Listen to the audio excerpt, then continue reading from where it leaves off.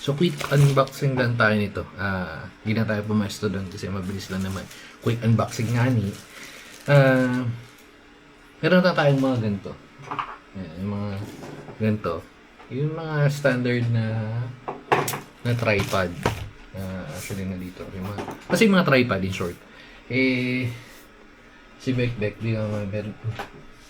Yung mga pegs. Meron nga siyang camera na kulay white. So, naghanap tayo ng white na tripod para perno doon. Yun natin. Deliver lang nito. Yan. Okay. Wurkos yung brand nito eh. Ano yan?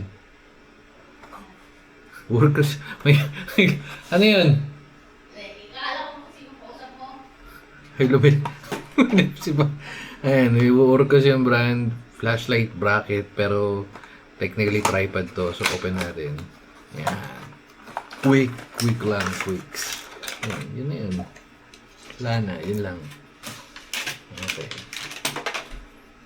So, yung feels. Okay lang. Kamukha siya nung nito. Ng Walanzi.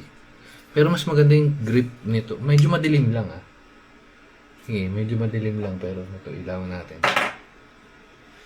Gamitin natin yung mga gamit natin dito.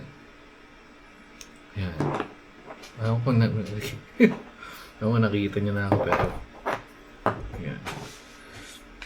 Medyo pangit Oops. Dapat kasi nakaano yun, no? Pero yan. Ito yung isa. Nasaan na? Nakalagay kasi dun. Pero anyway, ito yung Ulanzi. Hindi ko matandaan kung anong model to. Pero same lang siya. Kita nyo. Ang pinagkaib... Ay, ito pala. May mount ka na pwedeng mong ilagay kung ano man balak mo ilagay dyan. Tapos, makapit ba? Feeling ko okay naman. Feeling ko steady naman. Oh, yun lang. Quick unboxing nga ni, di ba? Oh, yan. Wurko, sila lagay ko yung ano dyan, pero ito na lang din thumbnail natin. Okay, so babay na mga guys. Dapat dito na, para medyo maliwanag. Yan. Para mas okay yung ganyan. Dapat ganyan ginawa ko kanina na nagsimula. Wala na, tapos na yung video. Mamay na mga guys. Babu.